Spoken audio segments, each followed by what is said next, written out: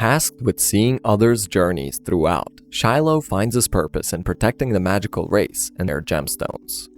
The story begins as a young boy falls from the sky. In his ear comes a woman's voice. She gives him the task of observing people's lives and aiding them in pursuing their choices so that they can successfully complete their journeys. She states that she will be there, living in everyone's heart, as she is love and will give him the strength to find her. She instructs them to notify her of every story of an individual pursuing their dreams once he returns, then sends him off into the world. Shiloh, the boy, awakens in an exciting world of strange creatures and greets the cactus in his room. As he leaves his room, the cactus takes a pen and begins writing about the adventures of defeating two small magicians who attempted to take over the globe with their pumpkin. Shiloh is met on the ground floor by two small children, who are the two magicians mentioned by Cactus. He gets annoyed when they refer to him as their master and informs them that he cannot teach them anything. However, he lets them stay at his house because they don't have anywhere else to go. They then accompany him on his regular fruit-picking expedition to the Trent tree, where they meet the tree. They come home after harvesting fruit and vegetables and feed the sprouts there. The two young magicians are left behind when Shiloh departs for the dominant town to attend some business. He sees Duell yelling at a bystander in town, but he ignores him and goes into the store. Duell claims that he would have shown the man around, but he didn't even pay attention to what he said. They both dash into the store as soon as they hear a scream inside. They watch the man reach out and push Rachel, a little girl, lying there terrified. Rachel is elegant as a fairy with eyes as stunning as a deep yellow gem, about whom she knows nothing of. He is confronted by Duell, who warns him about laying a hand on a female. The guy draws a sword, but Duell effortlessly knocks him out owing to his skills, despite being a dwarf. Following this confrontation, Duell displays willingness to show Shiloh around, but the visitor decides to depart because he can't acquire any information from this place. Shiloh then heads to see Duell, the town elder, and brings him a basket of fresh produce. Witnessing him holding a book, he inquires about what he is reading, to which the elder responds that he is reading about world history. Duell then asks him if he has ever expressed curiosity in the world outside of their town, to which he responds that he has only left the town once and has never expressed any interest. The two then have a lengthy conversation, during which Duell educates Shiloh on numerous topics. Then, as he prepares to head out, Duell informs him that he has developed into a fine young man and has done good deeds for other people ever since the day he arrived in the town 15 years ago. Then he tells him that he will remain their child regardless of his choice. As he exits the elder's residence, Shiloh sees the stranger waiting for him outside. The man apologizes for his previous actions and introduces himself as El Azul. He requests that Shiloh accompany him to Rachel's house, since he also wants to apologize to her.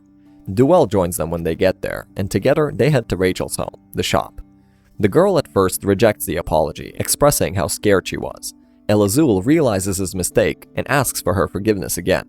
She thanks him for his repentance and presents him with a jaded egg-shaped orb that assists travelers who become lost. The egg starts shining as soon as El Azul holds it, and he is then shown a picture of the location where his companion, Pearl, is. It is revealed that the location is Mekiv Caverns, which is close to Shiloh's home. He is then accompanied there by Duell and Shiloh, who warn him that the area is home to various creatures. Duell returns to his duty, and Shiloh follows El Azul in his quest since he was entrusted with seeing people's choices through. Shiloh calls for El Azul as he enters a tunnel, but is unable to find him anywhere. He then begins looking for Pearl, the companion, and ponders what sort of a person she might be. There, he sees someone, and assuming her to be Pearl, decides to pursue her. Elsewhere, as Pearl explores the area, skeleton warriors appear and gang up on her. Fortunately, Shiloh arrives just in time to protect her. Both then introduce themselves to one another. When Shiloh questions her about why she came down to the tunnels, she says she is not sure and that a voice called upon her. The two then continue looking for El Azul, while she informs him that he is usually concerned when she gets lost, which occurs frequently. Shiloh turns around as they continue and finds himself alone in the area. He panics and goes to continue his search for her. That is when he stumbles upon El Azul, who is fighting monsters. He lets El Azul know that he found Pearl, which makes him feel happier. However, he immediately follows it with the awful news of losing her again, which enrages him. Elsewhere, she stumbles upon the cave's boss monster and asks him kindly for assistance in locating El Azul and Shiloh. But as the monster assaults her, she is forced to flee. Shiloh and El Azul run to her as soon as they hear her scream, where they encounter the enormous foe searching for her. They take it head-on and begin hitting him. The opponent, however, soon recovers from their blows and starts attacking them. He takes Pearl and holds her hostage as they prepare to attack him once more. Shiloh intervenes to stop Pearl from falling to the ground as El Azul rushes to assault the adversary. The adversary crushes El Azul with his fists. They lie there tired, unable to defend themselves against the enemy as the adversary prepares to strike. However, dazzling light pours down on them all, blinding them, and when they wake up, the enemy is annihilated. They sit and discuss, curious about who their savior was. Then El Azul explains that they are Jumi, a race of people formed from gems, and that they are traveling to locate others of their kind. Shiloh wishes him luck on their travels and acknowledges how crucial it is for him to keep an eye on Pearl. Later, when they bid each other farewell, Pearl offers Shiloh a present and tells him that it will benefit him in the future. While waiting for Shiloh to arrive back in Domina Town, everyone starts discussing. The store owner informs Duel that he will never forgive El Azul for frightening Rachel, and soon after that, they begin to wonder if he is a Jumi because of the stones all over his body. The shop owner then informs them that Jumis is only a rumor, and that he hasn't seen them. Duel, on the other hand, informs them that only a small number of the gems develop into human bodies, and that if someone sheds a tear for them, they will turn into stone, whereas a Jumi's tear will cause storms. When Shiloh arrives, they immediately caution him against getting too close to Jumi out of concern that he will turn to a stone. Later, when Shiloh gets home, he starts to ponder El Azul and Pearl's safety and wonders whether the rumors are true. He concludes that he would cry if they are hurt as he wraps up his thoughts. Later, he overhears Boyd, the local sheriff, and Niccolo, a businessman, and heads to see them. Boyd warns him of Sandra, a gem thief who targets the Jumi people. He further informs Shiloh that the thief will most likely attempt to take the Flame of Hope, and that he is preparing to catch him.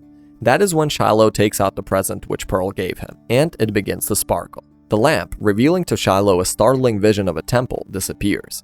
He asks Boyd to accompany him, to which he agrees.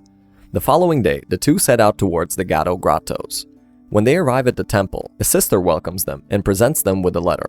At the temple, they start wondering what Sandra, the gem hunter, may be referring to, as there is nothing there by the name of Flame of Hope. The sister then tells them the story from hundreds of years ago. When the Fairy War broke out and several warriors suffered injuries, the sister brought them close to the Flame of Healing, and they began to wonder whether Sandra may be referring to it as the Flame of Hope. She informs them that they have prepared a blessed elixir, a magnificent wine made exclusively there for them. The three travel there when Boyd requests that she shows him the Flame of Healing. The Flame's keeper, Rubens, is on duty to ensure it doesn't go out. Boyd then urges Shiloh to keep searching the city for the Jumi people, while he keeps an eye out for Sandra. Shiloh later heads into a store to look for additional Jumis, but is unsuccessful. He walks across the entire town, asking people, but the responses always disappoint him. While searching for the cave where the blessed elixir is made, he comes across a lovely young lady with the hair the same color as his. As they begin conversing, he inquires about her knowledge on the location of the blessed elixir's manufacturer. She leads him to the winemakers, where he again asks if they know anything, but he once more receives a negative response. She reveals that her name is Serafina and says she would love to meet Jumis as she leaves the cave. The two then leave to get something to eat as they are starving. Serafina brings him to a place she adores for greenball buns. Shiloh has never tried it, therefore he is hesitant to do so. He takes a bite and finds it incredible, continuing to eat until satisfied. Serafina questions him about Jumis, and Shiloh answers that they have gems in their chests. That is when she informs him that the Guardian of the Flame has a red gem on his forehead, causing him to run straight for the temple. He approaches Rubens on the rooftop and warns that Sandra might murder him. He learns from Rubens that the Jumis previously constructed the Bejeweled City, where they divided into pairs known as the Guardians and Knights to reside. However, only one Guardian had the power to heal others, and that Guardian was assassinated by one of their own. The Jumis eventually grew distant from one another and perished. A plant-like monster that is screaming in anguish suddenly rushes into them. When a woman in a veil appears, she instructs Rubens to kill the plant creature so that her lover might be saved in the Magic City. Shiloh saves it from her, then tosses him against the wall. She then stabs Rubens and commands him to cry. He refuses to cast it off because the storms will cause enormous destruction. She then removes the jewel from his chest, announcing that Sandra has obtained the Flame of Hope. He grasps his dying breaths as Shiloh hastily holds him in his hands, withering away from his lap. Boyd gets there, but he is too late. With a sorrowful expression on his face, Shiloh declares that he will defend Jumis from Sandra the next time and capture her. Will Shiloh be able to take back the Flame of Hope? What major catastrophe is awaiting them? Find out in the upcoming episode. Thanks for watching. If you enjoyed this video, give us a like and subscribe for more.